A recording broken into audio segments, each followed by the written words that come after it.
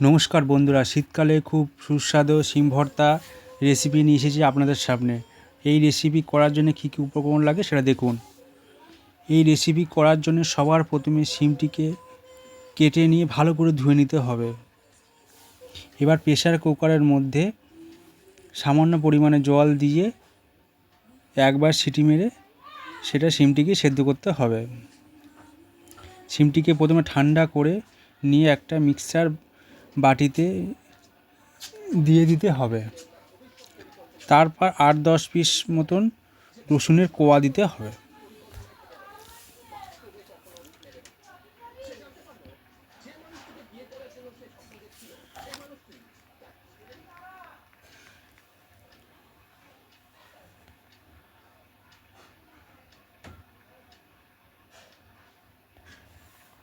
আট দশ পিস রসুন কোয়া দেওয়ার পর 4 থেকে 5টা কাঁচা লঙ্কা দিয়ে দেবো। আর সামান্য 1 চামচ মতন গোটা সর্ষে দেবো।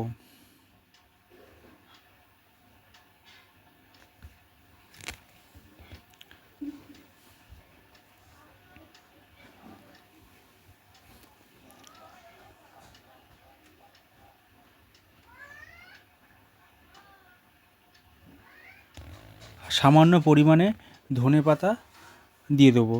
দিয়ে মিক্সারকে ঘুরিয়ে ভালো করে বেটে নিতে হবে।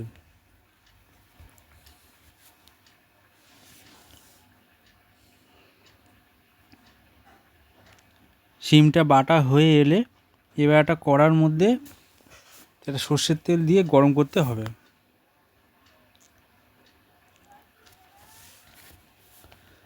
তার মধ্যে 2টো শুকনো লঙ্কা আর 1 চামচ মতন কালো জিরে ফোড়ন দিয়ে কেটে রাখা পেঁয়াজটাকে দিয়ে ভালো করে ভেজে নিতে হবে। মনে রাখবেন পেঁয়াজটা লাল লাল করে ভাজতে হবে।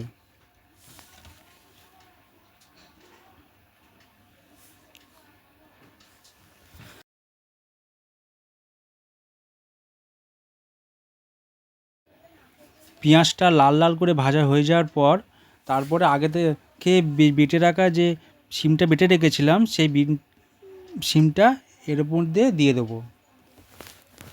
দিয়ে ভালো করে নাড়িয়ে নিতে হবে।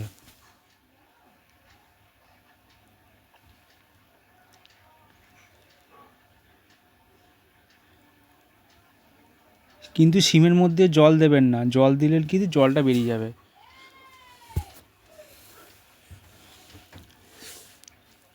শিমটিকে ভালো করে শুকনো শুকনো করে ভেজে নিতে হবে। কিছুক্ষণ ভাজার পর দেখবেন, ভাজার পর 1 চামচ মতন লবণ দিয়ে দেবো। লবণটা দিয়ে শিমটা ভালো করে ভেজে নিয়ে দেবো। মনে রাখবেন এই শিম বাটা ভাত দিয়ে খাবেন, খুব ভালো লাগবে গরম ভাতের সাথে।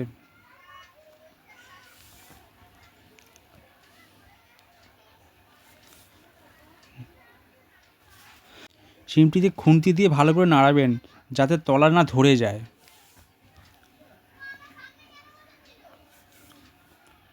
এই ফাঁকে 2টো শুকনো লঙ্কা তেলের মধ্যে ভেজে নিয়েছি। ভেজে নেওয়ার পর ওই শুকনো লঙ্কাটাকে হাত দিয়ে ভেঙে গুঁড়ো করে নিয়েছি। তারপরে ভেজে আসবে, তারপরেই ওই শুকনো লঙ্কাটাকে দিয়ে মিশিয়ে ভালো করে ফের কষিয়ে নেবো।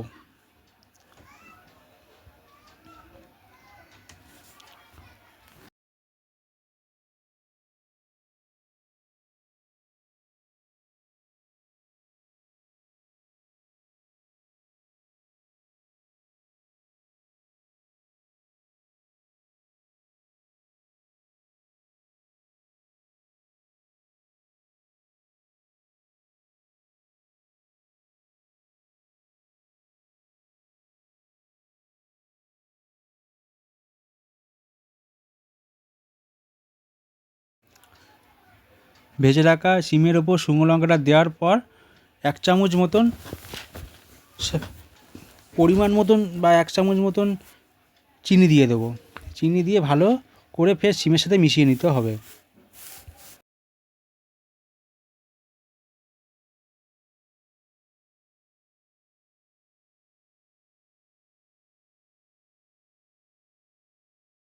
ভালো করে নাড়াতে নাড়াতে দেখবেন যে পুরো শুকনো হয়ে এসছে, তখন মনে করবেন যে হয়ে এসছে আমাদের শিম বাটা।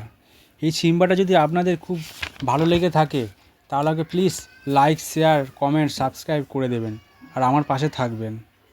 ধন্যবাদ বন্ধুরা, এই ভিডিওটি সম্পূর্ণ দেখার জন্যে ধন্যবাদ।